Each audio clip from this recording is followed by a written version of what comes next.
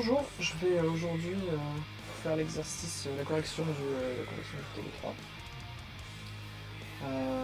Donc je vais utiliser un environnement qui est le mien, où je vais coder directement ici à droite de l'écran et je vous montrerai le résultat à gauche de l'écran. Et sans plus attendre, je vous mettrai aussi en parallèle les corrections à la suite du fichier pour que vous les ayez à la fin de cette vidéo. Donc,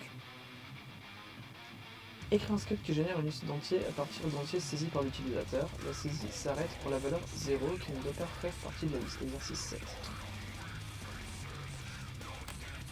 Donc, pour lire un entier écrit par l'utilisateur, appelons le n, ce dont j'ai besoin, ça vous le savez.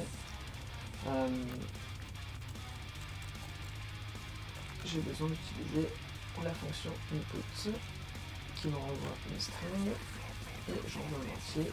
Donc je récupère ça dans un int et je stocke ça dans n. Très bien. Sauf que on veut une liste fabriquée à partir de ça. Alors ma liste initialement, elle va être vide. Et ce que je veux, c'est que tant que n. Alors, on veut faire ça en boucle, on va le mettre dans la boucle. Et là, il va me falloir une condition du style n différent de 0.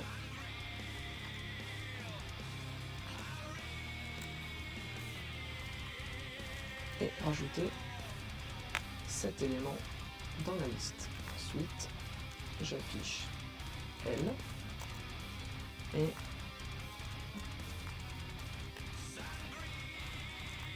voyons ce que ça donne.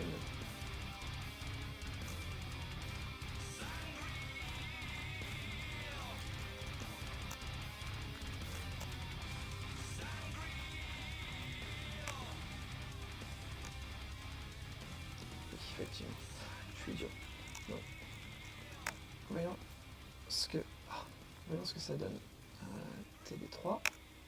Donc je lui donne des entiers. N is not defined, évidemment. Voilà. Donc je vais lui mettre en n au début qui vaut 1. On s'en fout puisque de toute façon dès que je vais rentrer dans la boucle, je vais l'annuler. Et donc je vais pouvoir lui donner des entiers.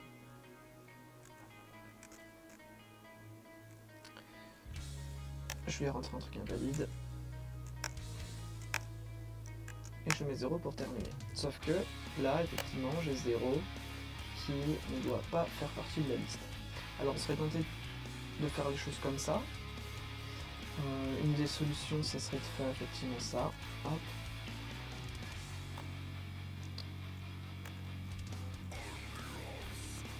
Voilà. Et effectivement, là, 12, 66, 2, 0. Et là, j'ai quelque chose de correct. Le truc, c'est que non, si je rentre 0 directement, la liste est vide, tout est correct. Je trouve, on peut l'écrire comme ça, parce que je n'aime pas cette répétition ici, et donc je vais préférer utiliser un break, comme on l'a dit aujourd'hui en cours. Je préfère faire ça. Et si n vaut 0, j'arrête de faire ce que j'étais en train de faire. Voilà, ça c'est ma version préférée. Et donc 42, 6, 6, 6, 5, 0. Si je mets 0 directement, la liste reste vide. Je trouve que c'est beaucoup plus clair à comprendre.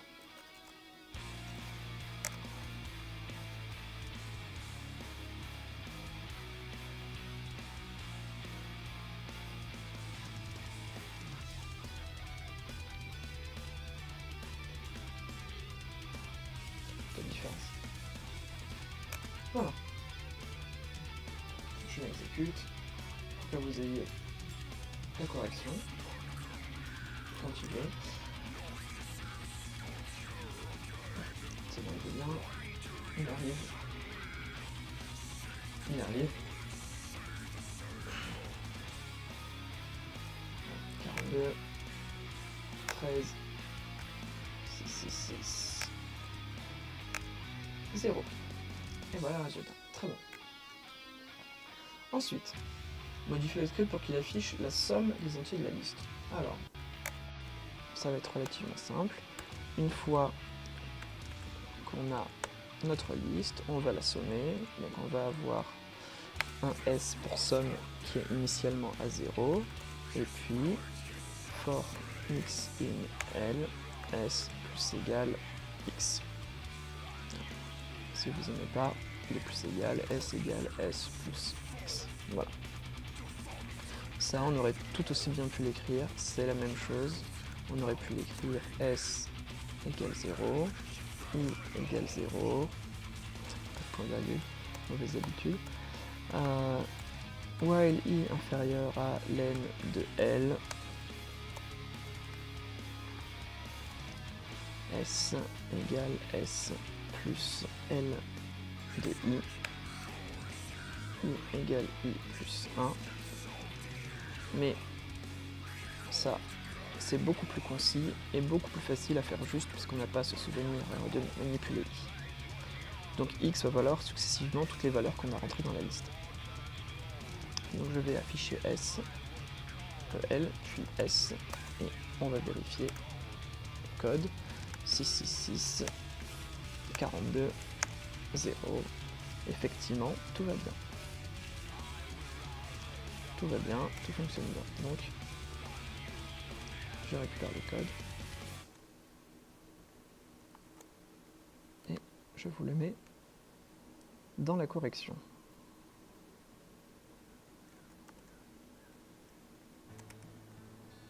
Voilà. 42 666 13 0. Et voilà, très bien. Exercice 8. Il faut mélanger les listes, deux listes, pour avoir à chaque fois des couples des deux listes. Alors, on va le faire immédiatement. Je vais les copier, ce sera peut-être plus rapide. Si mon ordi veut bien. Non, il veut pas. Il veut pas du tout. Bon, je vais me faire des listes au hasard parce que j'ai un peu la flemme de rentrer les 12. Donc on va faire une liste T1 qui va contenir 1, 2, 3, 4, 5. Et on va faire une liste T2 qui va contenir la même chose. Sauf que cette fois-ci, on va les mettre en lettres. 1, 2, 3, 4, 5. Et donc du coup, ce qui est bien à savoir, c'est que ce qu'on cherche à recoder, ça s'appelle zip.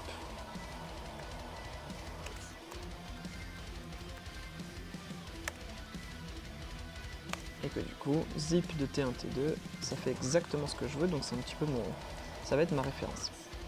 Donc si je veux faire ça, au début, je vais avoir besoin d'une liste, puisque mon résultat doit être une liste. Et je vais afficher T3. Pour le moment, j'ai rien fait. Donc ma liste est vide. Donc si je veux faire en for pour itérer, ça va être très compliqué parce que je vais vouloir itérer à la fois en même temps sur les paires d'éléments de T1 et de T2. Donc le for, je vais avoir envie de faire un truc du style x1, x2, in T1, T2, mais en fait ça va pas du tout faire ce qu'on veut, ça va pas fonctionner, ça n'existe pas. Enfin si ça existe, mais ça va pas marcher. Donc on est obligé d'arriver au bon vieux while, et donc on va se faire for un petit i, tant que i est inférieur à la longueur de T1.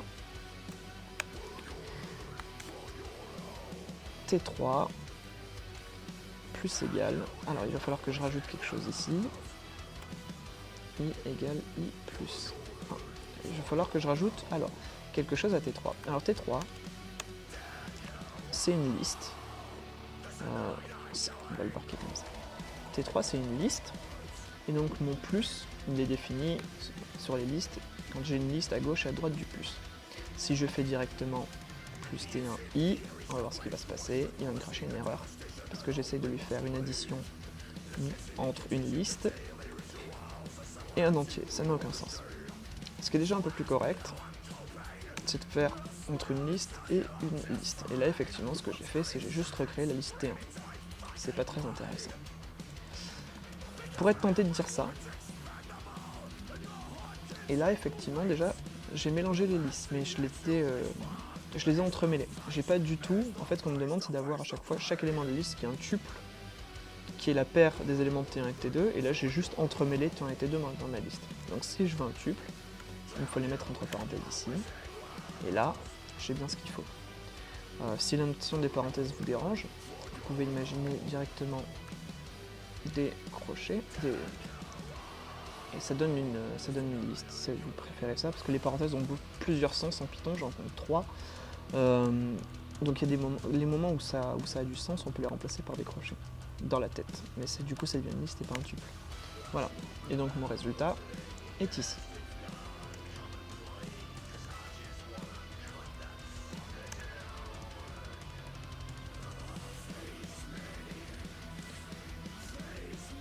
Je mets la correction.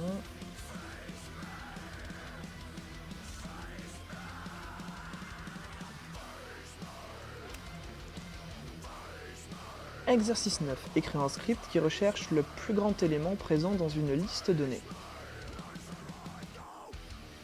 Alors. C'est bon, on a fini. Hop. Super. Comment est-ce qu'on va s'y prendre? On va se prendre une liste L, qui va contenir plusieurs valeurs. 42, moins 1, 0, 666, 1337, 23. Voilà. Et je veux trouver le max. Alors, trouver le max, si on n'est pas dans un objectif pédagogique, c'est très simple, c'est la fonction max. Maintenant, évidemment, si vous utilisez la fonction max, c'est que faut passer totalement à côté de l'exercice. Donc il va falloir le calculer nous-mêmes, le trouver nous-mêmes ce max. Donc quelque chose que j'aime bien, c'est supposer que mon max, c'est mon premier élément de ma liste. Alors mon max, on va l'appeler n du coup. C'est supposer que mon max, c'est mon premier élément de la liste. Et puis ensuite, je regarde. Si mon max est en fait inférieur au deuxième élément de la liste, alors c'est que mon max, c'est mon deuxième élément de la liste. Si mon max est inférieur à mon troisième élément de la liste, c'est que mon max est inférieur, c'est que mon max c'est mon troisième élément de la liste, etc. etc.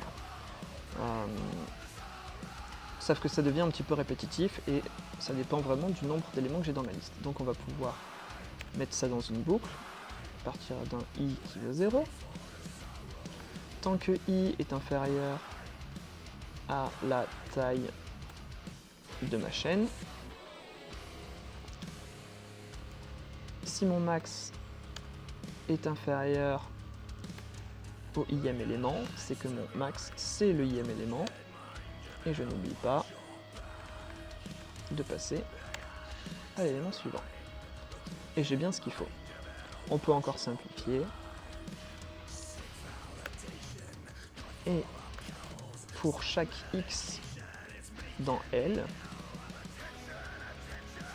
si mon max est inférieur à x, alors c'est que mon max c'est x. Et voilà. Voilà ma correction.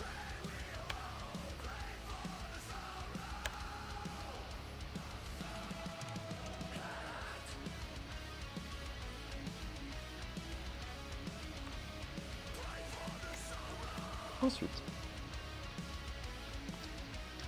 écrire un script qui analyse un par un tous les éléments d'une liste de nombres, par exemple celle de l'exercice précédent, pour générer deux nouvelles listes. L'une contiendra seulement les nombres pairs de la liste initiale et l'autre les nombres impairs.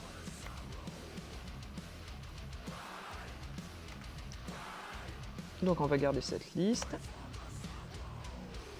Je sais qu'à la fin je vais vouloir une liste de pairs et une liste d'impairs. Je vais itérer sur tous les éléments de ma liste.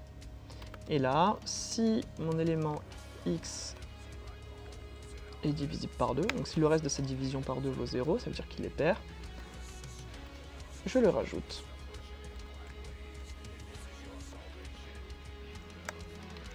Dans ma liste de pairs, sinon je le rajoute dans ma liste d'impairs. LP L. Voilà. À noter ici, les crochets. Si j'enlève les crochets, ce qui se passe, c'est qu'évidemment, je fais une erreur, puisque LP est une liste, X est un entier, et additionner un entier avec une liste, ça n'a pas de sens. Ce que je veux, c'est bien concaténer la liste à un seul élément qui contient X à la liste qu'on avait avant. Donc là, ça marche.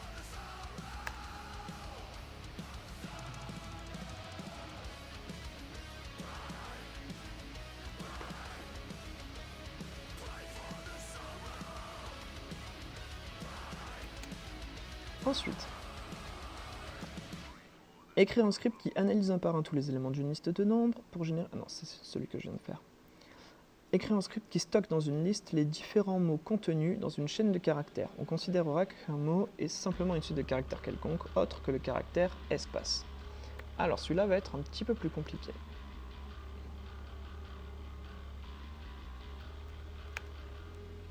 On va prendre une chaîne de caractères,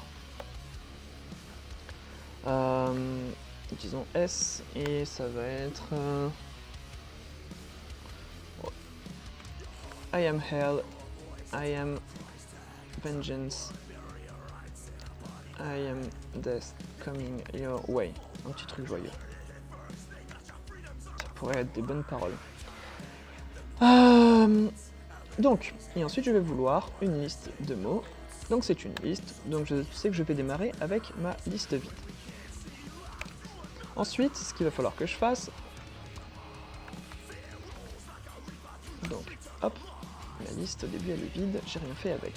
Donc ce qu'il va falloir que je fasse, c'est quelque part que j'itère sur les caractères de S. Là, je peux m'amuser à afficher les caractères et les voir un par un. Très bien. Il va se passer des choses spéciales si le caractère courant est un espace. Par exemple, pour le moment, on peut se contenter d'afficher space. Voilà. Donc là, on a bien détecté les espaces. Alors, ce qu'il va falloir faire, c'est que je vais vouloir accumuler les caractères dans un mot au fur et à mesure. Et une fois que je suis sur un caractère espace, j'ai fini mon mot et je le rajoute dans la liste. C'est pas très clair, mais voilà ce qu'on va faire. Si mon caractère n'est pas un espace, je peux le rajouter à mon mot. Et je vais afficher mon mot au fur et à mesure. Donc là, effectivement, ce qui se passe, c'est que je suis en train de reconstruire ma chaîne de caractères entière en enlevant les espaces. C'est pas hyper intéressant. Ce que je sais en tout cas, c'est que quand il y a un espace,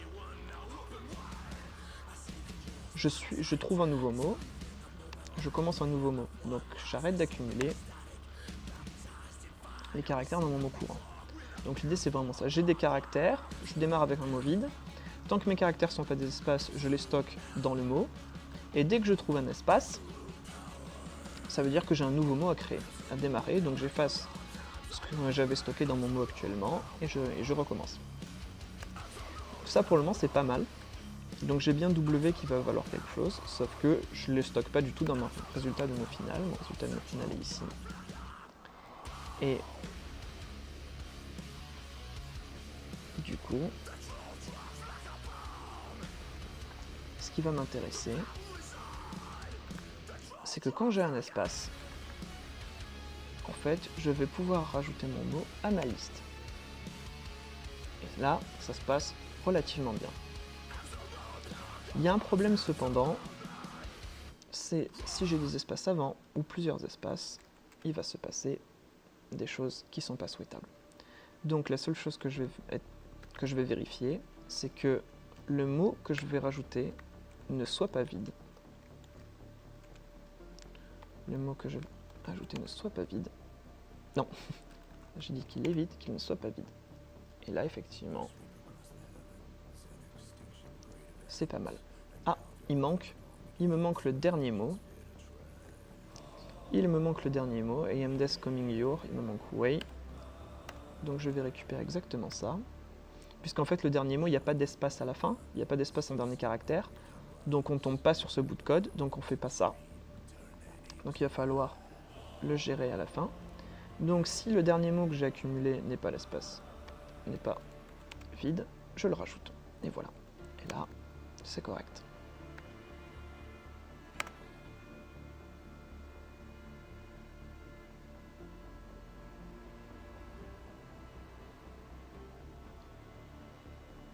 Est-ce que ça stream toujours? Est-ce que ça enregistre encore? Ça enregistre encore, très bien.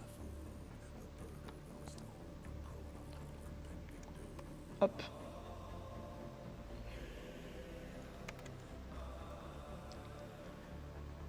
Le for, écrire un script qui affiche tous les nombres entre 1 et 100 sur un for. Alors ça, pas de problème. Un for, ça marche très souvent avec un range, for i in range, entre 100 et 201. Le 200 est exclu, hein, rappelez-vous, la borne supérieure est exclue. Donc si je veux inclure 200, il faut que j'aille jusqu'à 201. Et là, tout se passe bien.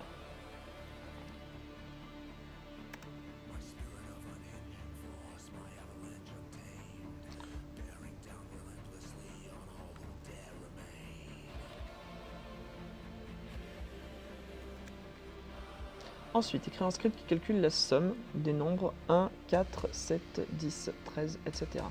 Donc ça, ce qu'on remarque, entre 1, 4, 5, en fait jusqu'à 100, 1, 4, 7, etc., c'est que c'est les nombres de 1 à 100, de 3 en 3. Donc range va pouvoir m'aider, puisque je veux aller donc de 1 jusqu'à 100, de 3 en 3. Range va pouvoir prendre les trois mêmes arguments que ce qu'on peut mettre entre les crochets d'une liste pour l'indexation. Donc là, je vérifie effectivement que j'ai bien les bons nombres, j'ai tout à fait les bons nombres, et la seule chose qui me reste à faire, c'est de les sommer. S égale S plus I print S. Et voilà.